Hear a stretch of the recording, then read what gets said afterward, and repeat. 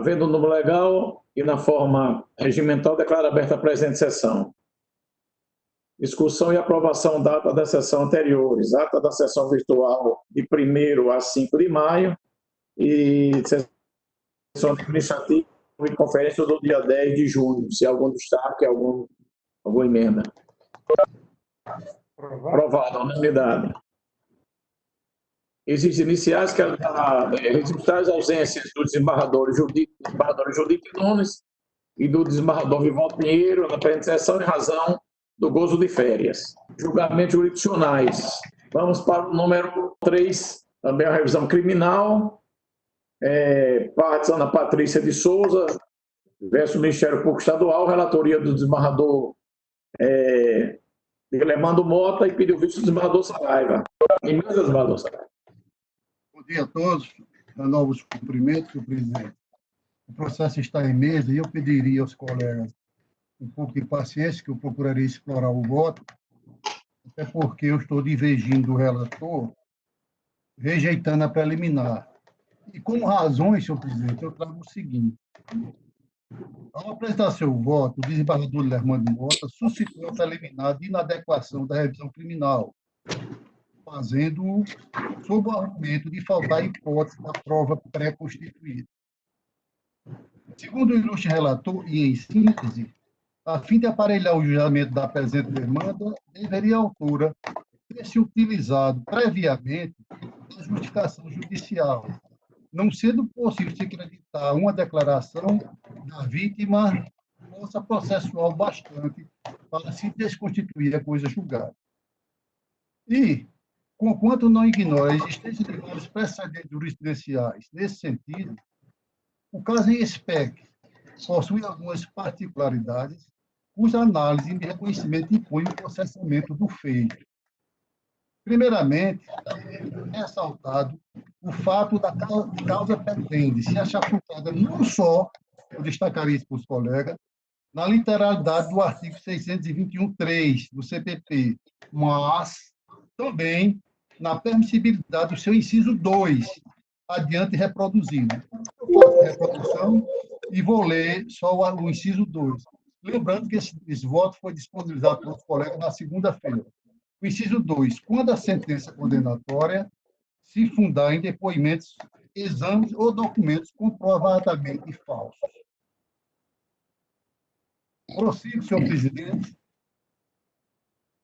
E, na hipótese, assim entabular uma leitura superficial do voto do desembargador Glauber Rego, ver-se a partir da emenda da APCRIM, de número final 2656, se achar a condenação da requerente escorada unicamente, eu disse unicamente, a palavra da ofendida, cujo teor é posto em xeque pela própria declarante e com escusas por demais convincentes. Afinal, a declaração de ID número 4930783, a suposta vítima, hoje maior de idade, ela tem mais de 18 anos, é preciso admitir jamais ter tido qualquer intimidade com revisionanda, bem assim, de haver prestado depoimento no outro sentido, ela foi textualmente, de haver prestado depoimento no outro sentido, em função das ameaças e das imposições da sua genitora e também de sua tia, eu acrescento agora. Ou seja, já por esse fundamento, pedindo vênia ao relator, entendo ser razoável o conhecimento da presente via desconstitutiva. De mais a mais, ainda se fosse a realidade, outra fosse a realidade dos autos, seguindo a mais recente e inovadora política de desjudicialização e desburocratização dos atos judiciais, reforçada pela edição do novo CPC, haveria também de se conferir seguimento à demanda pelo baldão do inciso 3º, naturalmente, do artigo 621 CPP. Com efeito, em tempo de total e restrita supremacia da verdade real, não se podem prestar à processualística contornos de dogmas inflexíveis. O direito, e em maior, o direito penal, criminal, no odierno estágio de evolução, já não comunga desse viés ortodoxo. Na RC de número final 1869, TJRS, Rio Grande do Sul, julgado em 16 de agosto último, o desembargador gaúcho Aimoré Roque foi cirúrgico a enfatizar. Eu peço venda para reproduzir. O artigo 601 caput do CPP prescreve que a ação de revisão criminal será admitida quando presente qualquer das hipóteses elencadas nos seus incisos 1 a 3. Em nenhuma das hipóteses legais, mas com especial ênfase ao enunciado do inciso 3º do artigo 67 do CPP, a revisão dos processos será admitida quando, após a sentença, se descobrir novas provas de inocência do condenado ou de circunstâncias que determinam ou autorizam a diminuição especial da pena. E está preciso que as provas novas devam ser produzidas em juízo.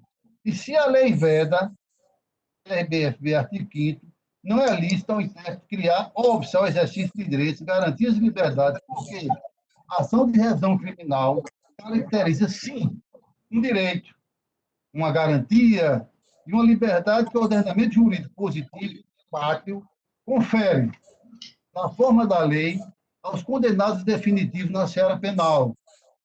No ponto, a forma da lei está substanciada no corpo do artigo 620 do CPP, que estabelece os requisitos da admissibilidade da ação, que, uma vez atendidos, viabiliza a cognição de mérito sobre a pretensão revisional deduzida pelo requerente revisionando.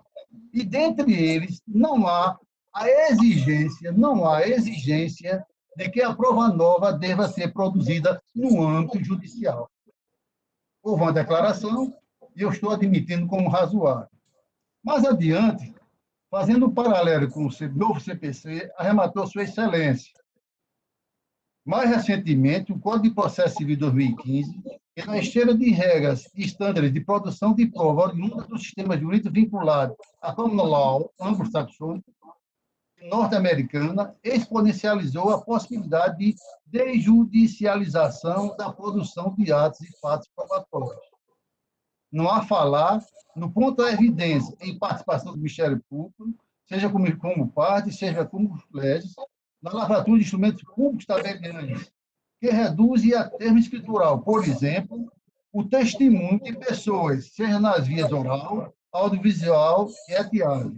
Nessa moldura processual, sendo a ação de revisão criminal um remédio autônomo, o ótimo não é inimigo do bom. Tampouco pode ser catapultada a condição de requisito de procedibilidade. Se o requerente revisionando optar ex ponto sua por judicializar a produção da prova, muito que bem admite-se a ação e vai ao mérito da causa revisional o resultado. O resultado é idêntico se ele optar por produzir prova nova ou via judicial que é o caso. Neste contexto, resumidamente, minhas colegas, eu estou, com todo respeito, rejeitando a preliminar suscitada, muito bem suscitada pelo desembargador Guilherme.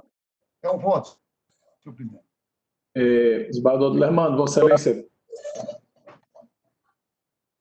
na condição de relator, fazer uso da palavra. Não, Excelência, eu estou, inclusive, aqui, em princípio, verificando aqui meu voto, novamente, mas, em princípio, mantendo o voto, sabe? Mas estou verificando aqui, até o final da sessão, pode ser que haja alguma modificação. Eu estou verificando novamente aqui. Senhor presidente, pela ordem. Pois não, Cláudio. Nós estamos julgando a preliminar ou estamos julgando já o mérito? Não, preliminar. Desembargador preliminar.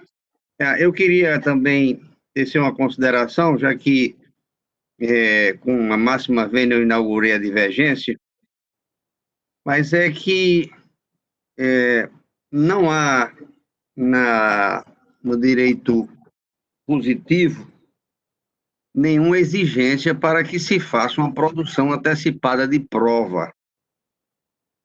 Não há também na doutrina nenhuma exigência, nem na jurisprudência também se encontra a exigência de uma produção antecipada de prova para se desconstituir em uma revisão criminal uma sentença que se baseou unicamente na palavra de uma jovem de 12 anos, premida pela mãe e pela tia, com rigores da ausência do pai, e que agora ela, após a idade adulta, vem declarar, com fé de ofício, que realmente as circunstâncias não foram bem aquelas circunstâncias em que, apurado o fato, até porque a instrução é extremamente pobre.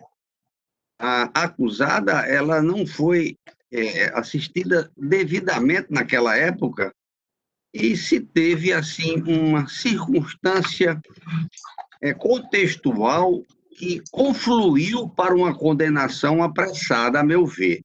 Eu quero crer que, dentro do nosso espírito de ver a revisão criminal como uma oportunidade de fazer justiça, que nós possamos superar essa questão, principalmente pela desproporcionalidade do fato com a pena. A pena mínima de 8 anos para um beijo. Que beijo foi esse? Foi na cabeça, na boca, na mão? Não há nada de informação disso no processo. O que se condenou, na realidade, foi o contexto. Se tratava de uma senhora que tem a opção sexual dela, tem um bar numa cidade do interior, e que as pessoas que frequentam o bar já são pessoas que têm também em parte, isso acontece em todas as cidades do Brasil, do mundo, ela tem também uma certa tendência, e também não se deve descurar que esse tipo de questão, embora tenha se normalizado completamente, isso é coisa da natureza, e isso é uma questão hormonal, as pessoas são feitas do jeito que Deus quis e Deus quer, ela leva uma carga muito grande de preconceito. Então, uma menina de 12 anos indo para um bar de uma pessoa, uma senhora homossexual, tudo que acontecer ali vai descambar para o preconceito se capitalizar, se avolumar e resultar naquilo que o subconsciente social tem de verdadeiro, que é o repúdio a esse tipo de comportamento. E que isso, muito mais ontem do que hoje, está se sedimentando como uma normalidade hormonal, coisa de Deus, e todos são filhos de Deus, e que não merecem essa pecha absolutamente. Eu me deitei nesse processo com muito cuidado, e a gente está julgando a preliminar ainda para ir ao mérito, mas esse tipo penal, ele é muito largo. Quer dizer, um beijo se equipara a um estupro mesmo de verdade. Não houve nenhuma evidência de que essa senhora acusada, condenada, tenha pegado, tenha apalpado as partes íntimas, tenha se deitado, tenha feito mais do que houve. O que há na instrução do processo, eu repito, é um beijo, ninguém sabe onde foi esse beijo, foi na mão, foi de mãe, mas se uma mulher homossexual beijar uma moça de 12 anos, todos olham atravessado, pode ser com o maior carinho, a maior pureza do mundo. Então, eu extravaso meu sentimento de julgador e peço vênia ao relator, grande magistrado e colega de Câmara, Guilherme Mota, para divergir de Vossa Excelência. Inicialmente, a posição de Vossa Excelência, como Vossa Excelência salientou, é essa, mas eu acompanho agora, com os argumentos bem colocados do desembargador Saraiva, essa questão. E se por acaso for mérito, o que eu quero dizer finalmente, senhor presidente, para não me alongar muito, é que há, nas palavras da doutrinadora Veridiane Santos Cruz, muito bem trazida no voto do desembargador Saraiva, é que a constatação empírica de que a personalidade do autor concorda com as características do criminoso habitual dentro daquele fato, ou seja, tudo que acontecer naquele local trata-se de um bar, de uma mulher homossexual no interior do Estado. Então, já está condenada. Desculpe a liberdade das expressões, mas eu não vejo de outra forma. E concluo o voto na preliminar, senhor presidente. Senhor presidente, pela ordem. Deixa eu pedir a palavra. Pois não, Dona Maria, que eu ia... Se me permite, é o seguinte, eu estou verificando aqui meu voto e vou concordar com o pronunciamento dos colegas e anuir com relação à preliminar e pedir o processo de volta para enfrentar o mérito, sabe? Perfeito. Parabéns, Dilermando. Parabéns, desembargador Dilermando. Parabéns, de público. Muito obrigado, muito obrigado. Eu estou verificando aqui. Não, excelência, era essa dúvida que eu tinha, porque o desembargador Dilermando falou que ia refletir e me parecia que isso aí suspenderia o julgamento, mas eu acho que com muita propriedade, o desembargador relator, ele já fluiu para aderir à preliminar, porque desde o início, realmente, esse processo me foi objeto de preocupação da minha parte, como de resto todos são, mas esse em particular, até mesmo pelos argumentos trazidos pelo desembargador Cláudio Santos, e que me trouxe uma certa preocupação, e que seria exatamente essa questão da quebra do rigorismo formal para se fazer justiça. Ainda que, no caso presente, não tenha havido a justificação judicial, como admite e exige a jurisprudência a respeito do tema, me parece que há outros aspectos, inclusive, que devem ser considerados, outras circunstâncias que devem ser consideradas. Ao que me parece, pelo que eu pude colher,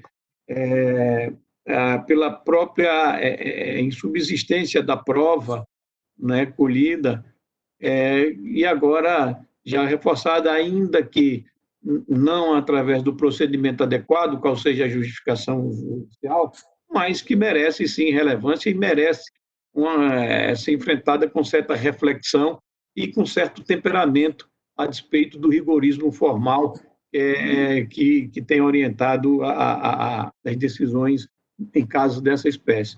Por isso, como o próprio relator já aderiu, eu já antecipo meu voto também agora aderindo ao relator.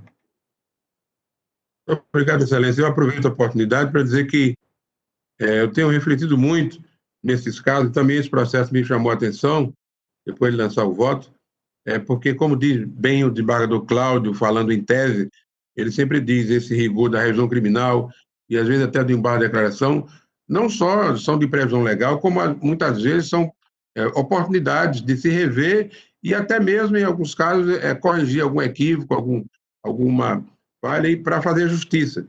Então, eu estou, nesse caso, aderindo a... Tirar de mesa. Tirar de mesa, né?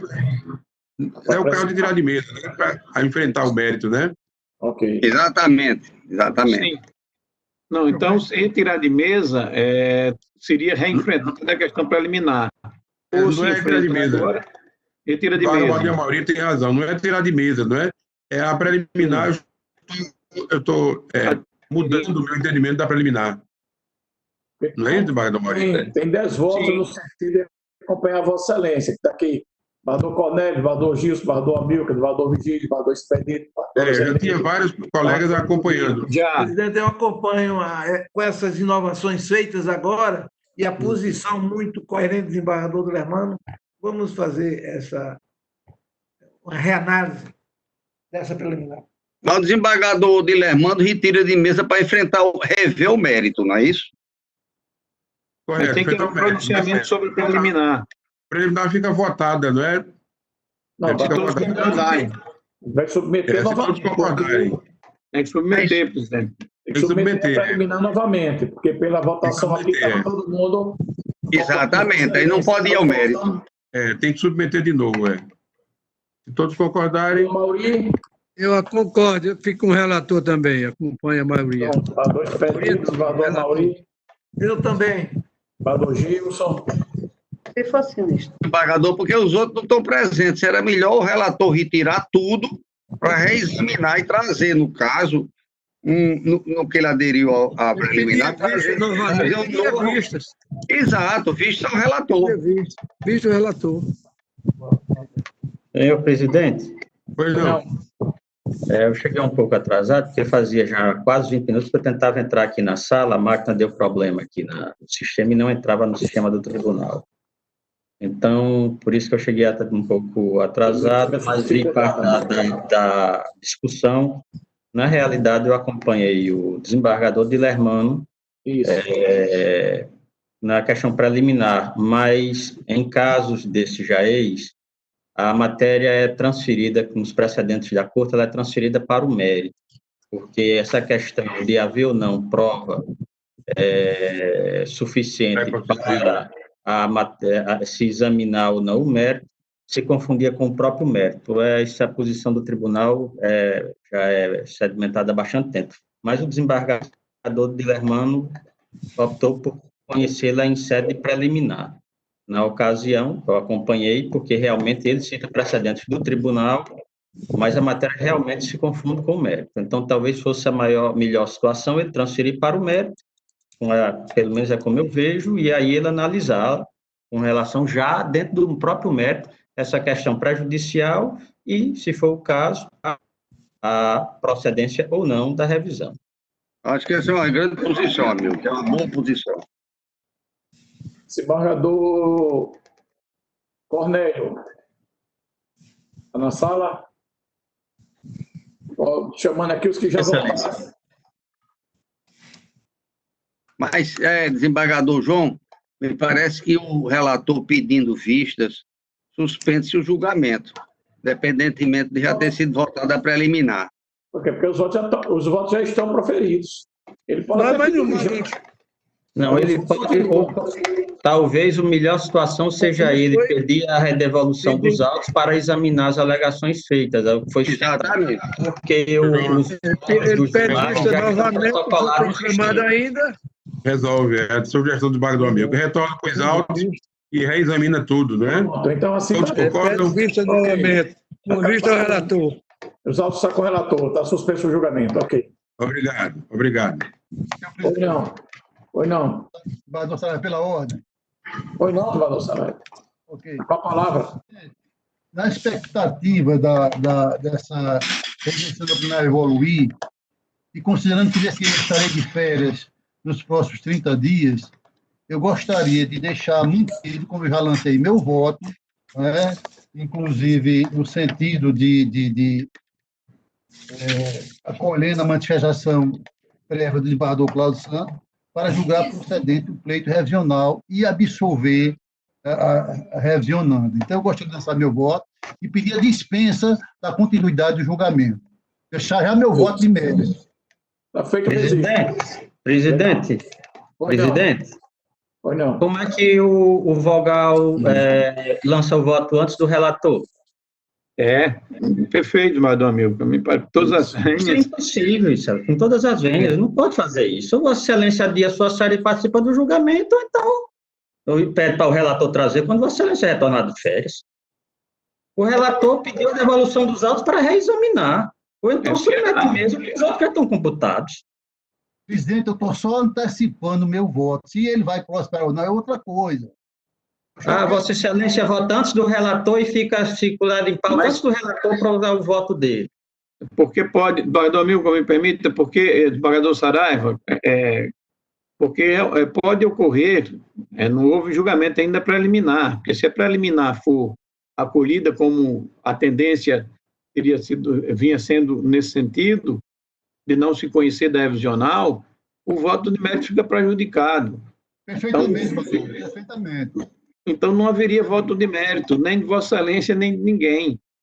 Perfeitamente. Então, isso pode antecipar, e o relator não votou ainda. Com todo respeito, ainda que seu voto ganha, claro, adicionar e valorizar mais ainda o entendimento da Corte, mas antecipar me parece que não seria recomendável, antes mesmo do voto do relator, tanto na preliminar quanto no mérito.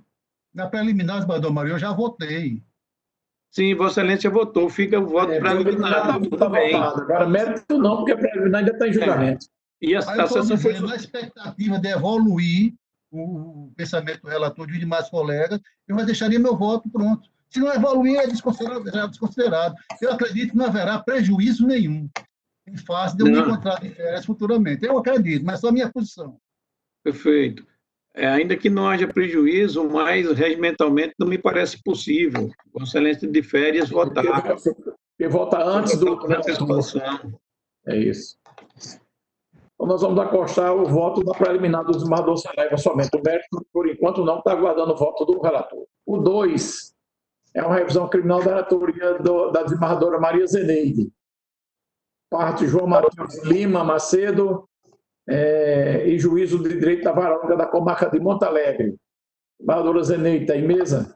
Tá, senhor presidente, e como o voto foi disponibilizado, eu vou ler apenas a emenda. A emenda diz o quê? Processo penal, réu condenado por latrocínio, ocultação de cadáver e corrupção de menor, sentença mantida após desprovida apelação criminal formulada pela defesa. Trânsito em julgado, e aí vem a revisão criminal, incompetência do juiz arguída pelo requerente, alegada prática de crime doloso contra a vida, homicídio, que subtrai a competência do tribunal do júri para o julgamento do réu. Tese insubsistente, provas que demonstram o cometimento de crime contra o patrimônio, seguido de morte, que é o latrocínio. Rejeição. Deferimento de pedido de reprodução simulada dos fatos que sentenciou a defesa do processado, negativa do juiz de forma motivada. Tese afastada. Condenação contrária a texto expresso da lei penal ou a evidência dos autos, conforme artigo 621, inciso 1 do CPP, argumento inconsistente, nítida pretensão de reexame das provas analisadas em primeira instância e também na fase recursal, impossibilidade, via inadequada, precedentes, ação conhecida, mas julgada improcedente. É assim que eu voto, senhor presidente. Que pelo processo judicial eletrônico, pela votação dos eminentes desembargadores, a unanimidade nos termos do voto da relatora. E a primeira do processo judicial eletrônico é a ação direta de constitucionalidade. São parte do município de Caicó e a Câmara Municipal de Caicó. Doutor Silvio está aí presente para fazer a sustentação. Senhor presidente, como já disse, o processo já identificado por Vossa Excelência, e o advogado e todos já tiveram acesso ao relatório, foi disponibilizado com prévia antecedência, e eu facultaria ao nobre advogado a fazer a sua sustentação oral pelo tempo regimental. Vossa Excelência está com a palavra, doutor Silvio. Maia. Muito obrigado, senhor presidente. Saúdo Vossa Excelência. Saúdo a desembargadora Zeneide, não sei se a desembargadora Judite se faz presente, demais julgadores que integram este plenário, doutor Eudo Leite, representante do Ministério Público. A causa que traz, e aqui falo em nome do prefeito de Caicó, que parece já ter sido analisada em situações semelhantes por Vossas Excelências em outras ações declaratórias de inconstitucionalidade. São duas leis municipais, cujos projetos tiveram início no Poder Legislativo Municipal, deram origem a duas leis que regulamentam redução de carga horária dos servidores do município, a primeira reduzindo em 30%, a segunda reformando a primeira lei e ampliando essa redução a 50% da carga horária para as pessoas que sejam pais, mães, tutores, curadores, responsáveis por pessoas que tenham algum tipo de deficiência ou necessidade especial. As duas leis não se originaram de projetos partidas do Poder Executivo, consequentemente violam o artigo 46, parágrafo 1º, inciso 2 e suas alíneas, e dispõe que normas de tais natureza devem ter a iniciativa do seu projeto necessariamente emanada do Poder Executivo, e que, quando o Poder Legislativo o faz, consoante reiterada jurisprudência, inclusive desta Corte, há violação aos princípios da independência e harmonia entre os poderes. Mas o caso presente, por se tratar de análise de um pedido de medida cautelar, de suspensão da eficácia dessas leis, nos obriga a expor em maior profundidade a questão do perigo in mora que o município de Caicó vem enfrentando em razão da vigência destas normas. Quando esta ação foi proposta, Excelências, nós tomamos o cuidado de juntar pelo menos 2 ou 3 dezenas de pedidos administrativos de redução de carga horária que se encontravam pendentes de apreciação no município, e mais 1 ou 2 decisões que, substituindo o juízo administrativo, já havia determinado a redução de carga horária com base nessas leis. A maioria desses projetos, Excelências, desses pedidos de redução de carga horária, estão vinculados a servidores que exercem o cargo de agentes comunitários de saúde, e dentre as suas atribuições tem o de fazer o recenseamento daqueles que são cadastrados no cartão do SUS. E qual era a principal preocupação do município naquele momento, que se estende até a presente data, até com maior gravidade? É que, a partir do ano de 2020, o sistema de financiamento do SUS, de repasse federal para os municípios, sofreu uma sensível mudança. Deixou de ser considerada a população do município que o IBGE considerava e passou-se a considerar o repasse de forma per capita, de acordo com a população cadastrada no cartão do SUS, no Sistema Único de Saúde. O município de Caicó, hoje, conta com um déficit, um subcadastramento do SUS de aproximadamente 25 mil pessoas. Tem uma população de 67 mil pessoas aproximadamente, segundo o IBGE, porém, cadastrados perante o cartão do SUS, apenas 42 mil pessoas.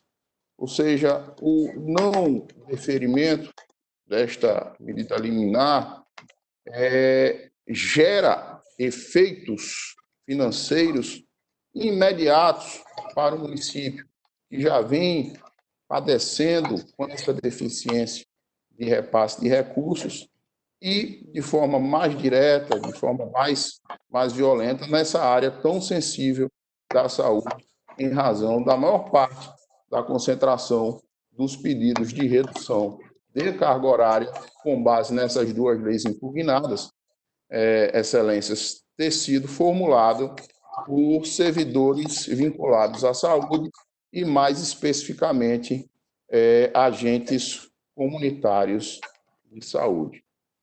Portanto, entendendo que houve, sim, violação ao artigo 46, parágrafo 1º, inciso 2 e alíneas da Constituição do Estado do Rio Grande do Norte, bem como entendendo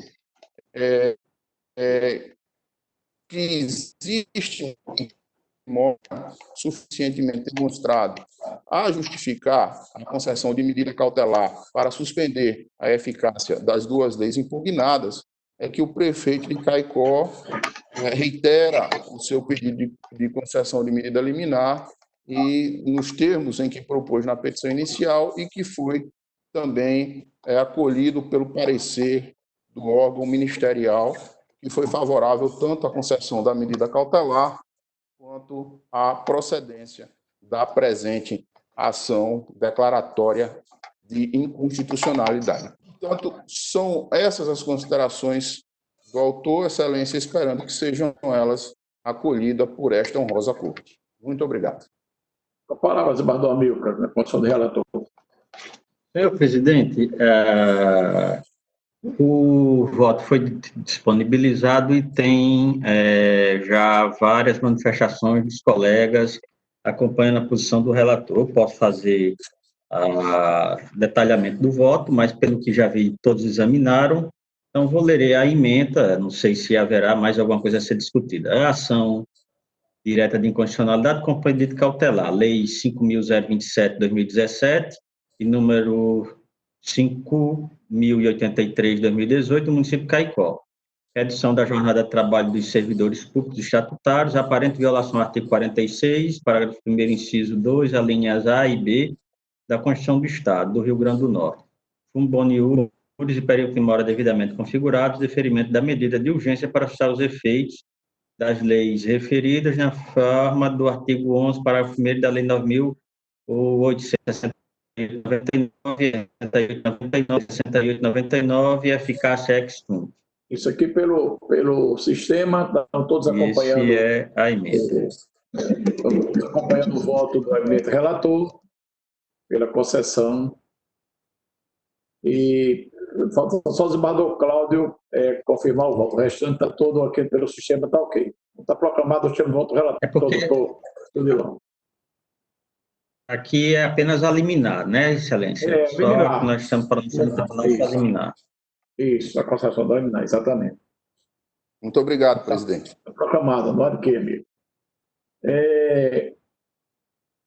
O 2 já foi, o 3, o 4 é o mandado de segurança, está em mesa da relatoria do desembargador Saraiva, após o voto do relator, concedendo parcialmente a ordem, e deu vista dos autos o desembargador Maurício Sobrinho.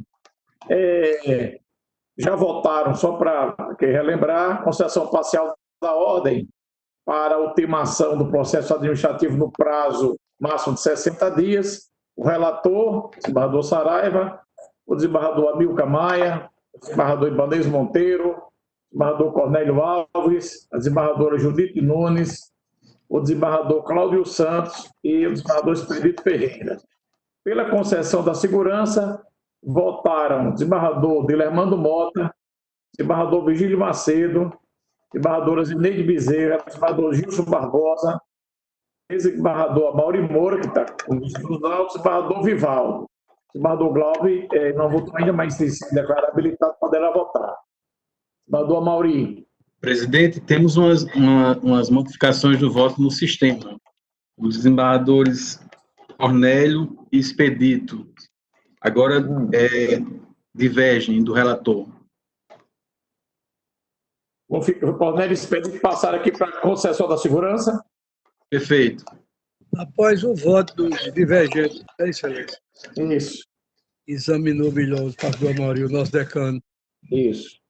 Então, Vossa Excelência, habilitado para votar nesse processo? Senhor presidente. Pois não.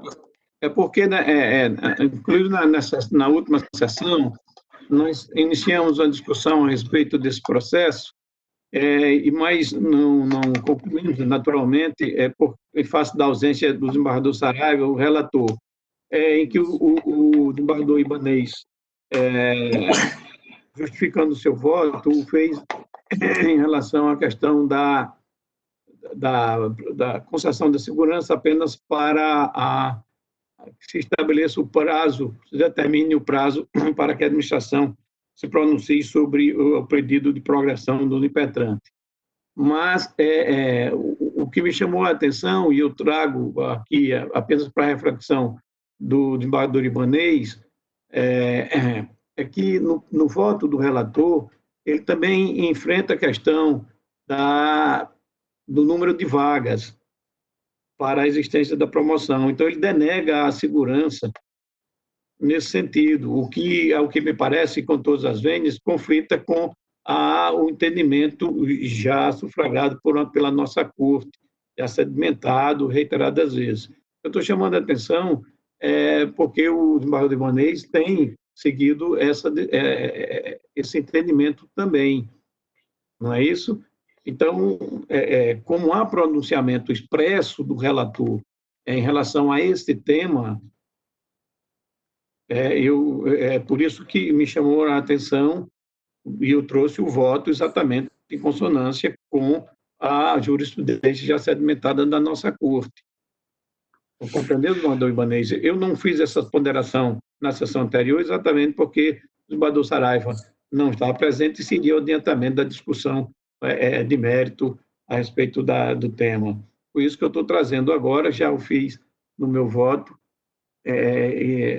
para conceder a ordem na esteira dos nossos precedentes. Era uma explicação que eu devia ao desembargador Ibanez, somente isso. Ok. Desembargador Glauber, Vossa Excelência está com a palavra, se está habilitado para votar. O relator, senhor presidente, ele já se pronunciou a respeito do divergente? Aqui está, só pela concessão parcial da ordem, está o desembargador Saraiva, desembargador Amilcar, desembargador Ibanez, desembargadora Judite e desembargador Cláudio. Pela concessão da segurança, desembargador Lermando, desembargador Vigílio, desembargadora Zeneide, desembargador Gilson, desembargador Cornélio, desembargador Amauri, desembargador Expedito e desembargador Vivaldo.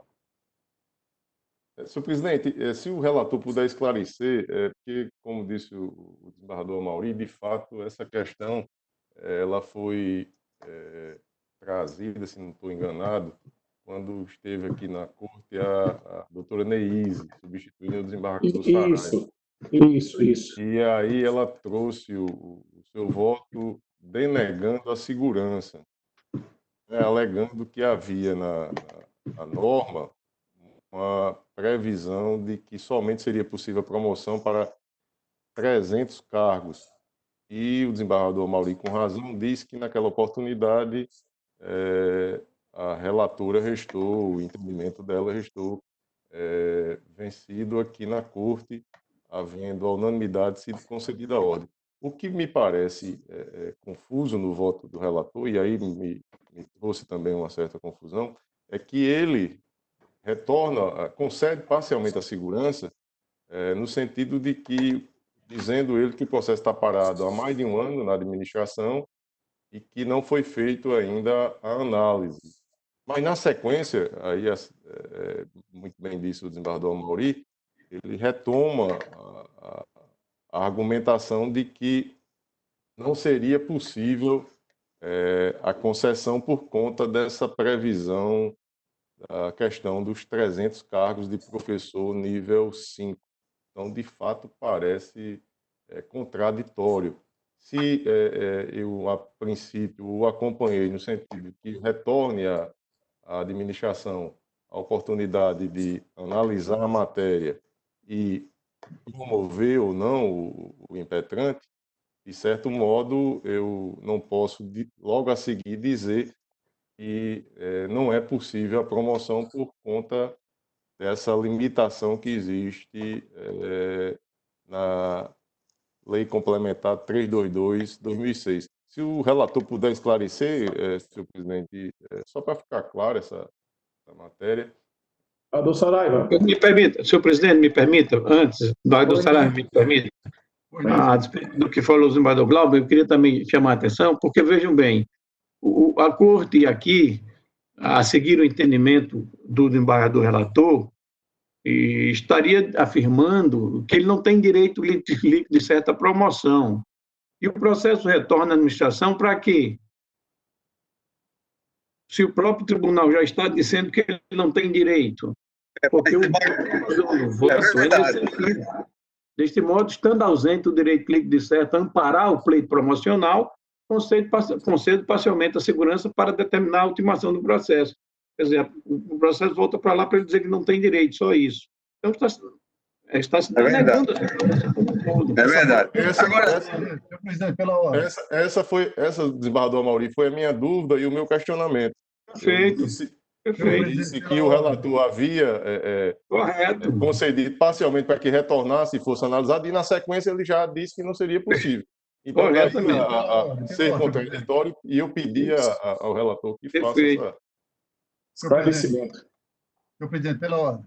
Pois não, está com a palavra, desembargador Saraiva, na condição de relator. Eu não disse que ela não tem direito. Eu não disse que ela não fez prova bastante da existência das vagas. Nós estamos cuidando do MS. Daí porque concessão parcial. O setor administrativo vai dizer se ela tem direito, se está vaga ou não. Para mim, enquanto jogador, ela não fez prova nos autos do MS impetrado da existência dessa vaga. E aqui, no tocante ao mérito propriamente dito, ato promocional, melhor sorte não acode a impetrante. Isso porque o plano de cargos, carreiras e remuneração do Magistério Público Estadual, na linha 1 do inciso 75, põe um limite de 300 cargos de professor. Ora, nenhum dos documentos relacionados aos autos faz referência à existência de vaga de professor nível 4. Foi isso aí que eu me limitei. Daí porque, respeitosamente, mantenho o voto. Senhor presidente, com esses esclarecimentos, e a princípio se me mostrei simpático à tese trazida no voto do relator, mas essa contradição plenamente demonstrada no voto aí divergente, eu estou modificando o meu voto para acompanhar a divergência, pedindo vênia ao relator. E aí, desembargador Saraiva, só reforçando, isso, como bem disse a divergência, restou pacificado. Se não estou enganado, até mesmo a doutora Neís, eu não posso não estar por completo aí correto, mas me parece que ela mesma aderiu à maioria que foi formada no sentido de que essa disposição normativa não tem sentido de que para a promoção haja uma limitação de cargos. Os cargos são para o ingresso no serviço. Não é isso, as vagas? Não existe, não existe o cargo de professor nível 5. Você ingressa no serviço público no início da carreira. Então, com essa justificativa, senhor presidente, eu acompanho a divergência. A minha argumentação, presidente, é que ela não fez prova da existência de vagas, só isso. Não há nada só para ficar claro, no voto de Vossa Excelência, eu vou fazer a leitura aqui, está dito o seguinte, se Vossa Excelência permitir, no tocante ao mérito propriamente dito, não assiste melhor sorte a impetrante. Isso porque o plano de cargos, Lei Complementar 322/2006, na linha do inciso 1 do artigo 75, impõe o limite de 300 cargos. Então, isso aí é o que eu... Sim, a divergência, senhor presidente. E que a jurisprudência é consolidada. Exatamente. Mas ela não fez prova que dentro desses 300 existia uma vaga. É isso que eu estou dizendo. Certo, mas o que o tribunal disse é que essas 300 vagas não foi nomeada, é isso que eu estou dizendo, ela não fez prova. Mas o que o tribunal já disse anteriormente é que não existe limitação de vaga para promoção. Você precisa demonstrar os critérios objetivos e subjetivos somente. Por maioria, está se concedendo a segurança. Ficaram vencidos o relator, desembargador Amilcar, desembargador Ibanez, desembargadora Judite, desembargador Cláudio. Relator pelo acórdão, o desembargador Dilermando. O desembargador Amilcar também foi vencido. Presidente, eu modifiquei meu voto. Relator para o acórdão. Proclamado. Presidente, eu modifiquei meu voto. Eu modifiquei meu voto. Acompanhei a divergência. Então, Ibanez veio também para... Ok. Eu não tinha registrado aqui, Ibanez. Sem problema. Razões vencidas, senhor presidente. Então, está proclamado. O 5 é um conflito de competência. Desembargador Cornélio Alves e a desembargadora Maria Zeneide, da relatoria da presidência. O voto foi disponibilizado, diz respeito à matéria, dizendo aqui que, conforme relatado, é aparência de que os desembargadores em conflito, aqui do conflito, foi distribuído. Um minutinho, como está aqui o voto, que estou aqui. Distribuído anteriormente a alteração do nosso microsistema relativo. A solução da presente lei é uma residência B, se a regra, a prevenção, neste caso, prevenção originária, prevista do parágrafo 1 do artigo 950 do Código de Processo Civil, cuja repetição deu-se no artigo 154, terceiro do nosso regimento interno, com a redação trazida pela Emenda Regimental 29/2020, é aplicada a hipótese dos autos, já que a mudança do nosso microsistema legislativo, através da Emenda Regimental mencionada, de 6 de março de 2020, que abarcou também, dentro do Instituto de Prevenção, as ações autônomas de impugnação. Deu-se após a distribuição da ação rescisória. Eu trago ainda aí, para reconhecer a aplicação imediata das disposições do novo regimento, os processos sujeitos à distribuição por prevenção. Não se está, pois, ferindo o princípio da perpetuatio jurisdictionis e do juiz natural. Aí traga aí um precedente da Tribunal de Minas Gerais, onde diz: as normas contidas no novo regimento interno possuem natureza eminentemente processual e, como tal, tem aplicação imediata, atingindo o processo na fase em que se encontra. Aí, da relatoria do desembargador Estevão Luquezzi, segundo a Câmara de Uniformização de Jurisprudência Civil. E trago também assentos do regimento interno do STJ e do Supremo Tribunal Federal, que é o que o nosso 415 transcreve. O que é que diz o regimento do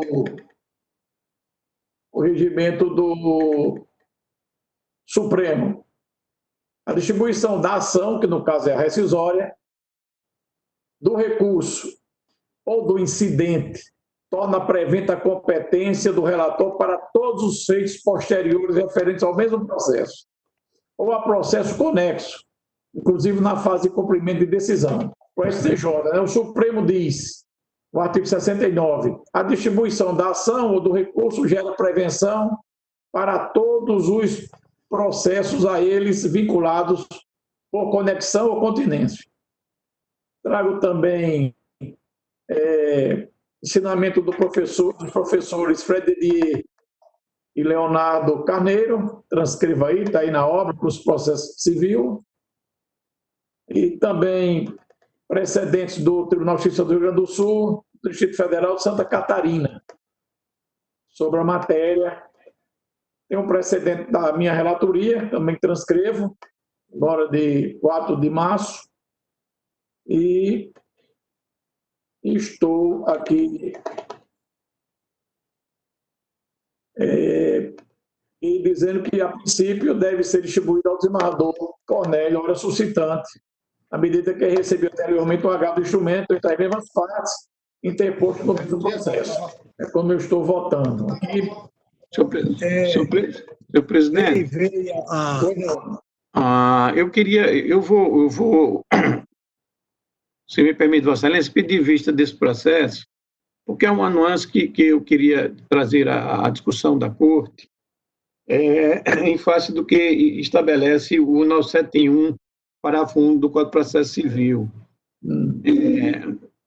O voto de Vossa Excelência foi perfeito no que diz respeito à questão da prevenção, até mesmo porque o nosso regimento interno já foi alterado nesse sentido, para estabelecer que, a exemplo do que já dispõe o regimento interno, tanto do STJ quanto do Supremo, e a partir mesmo do 930 do Código de Processo Civil. Mas, nesse caso, eu gostaria de chamar a atenção da Corte para reflexão, exatamente se mesmo nesses casos, se nesses casos, melhor dizendo, não incidiria a hipótese do 971, parágrafo único, que diz que o efeito rescisório, a ação rescisória, ela preferencialmente, se for dentro do possível, ela não deverá ser distribuída a quem participou do julgamento. Não é isso? Ela diz preferencialmente, né? Ela diz, o artigo diz... Eu acho que é uma exceção importante essa, Mauri, é uma exceção importante. E qual é a discussão, ainda possa parecer pouco significativa, mas a meu ver não é se o desembargador Cornélio, ele participou do julgamento do agravo do instrumento. Não é isso?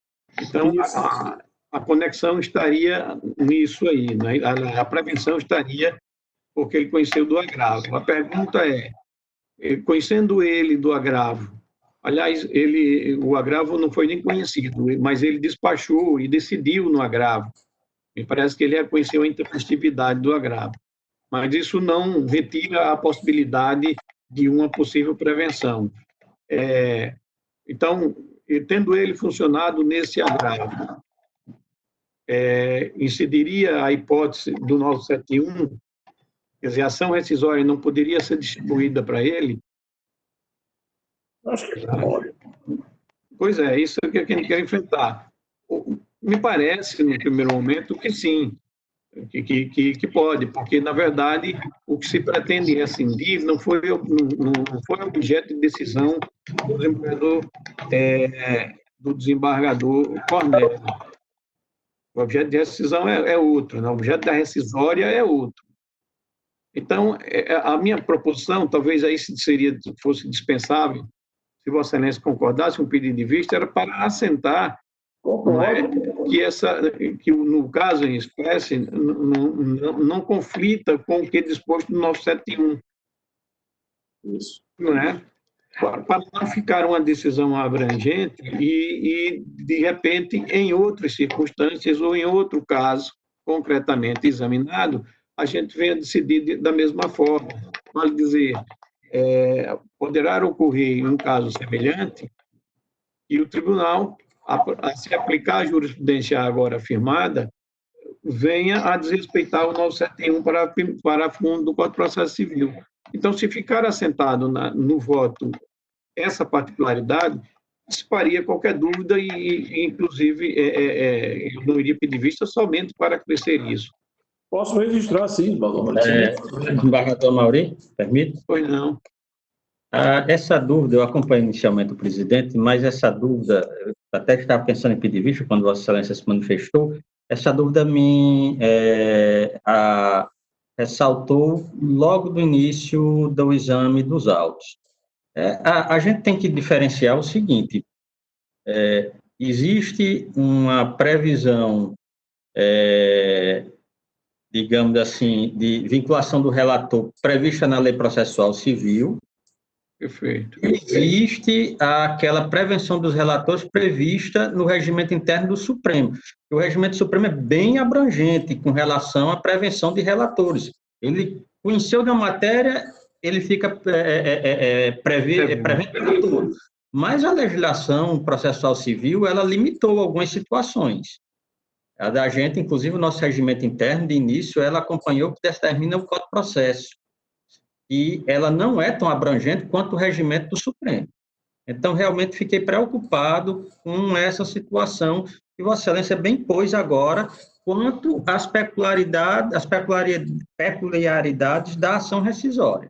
Realmente, na situação que está, ela pode levar até um conflito com a norma processual civil, nesse que Vossa Excelência fez.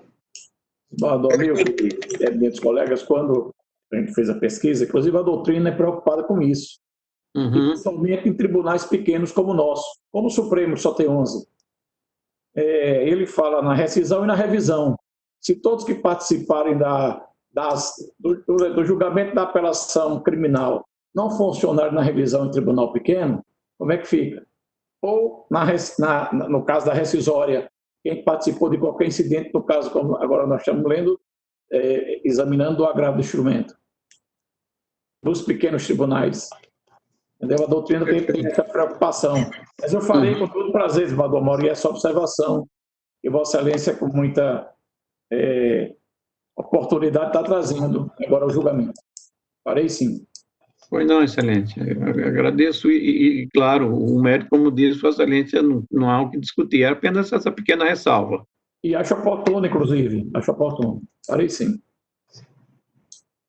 Então, feito esse esclarecimento, pode-se proclamar. Está proclamado a unanimidade no termo do voto do relator.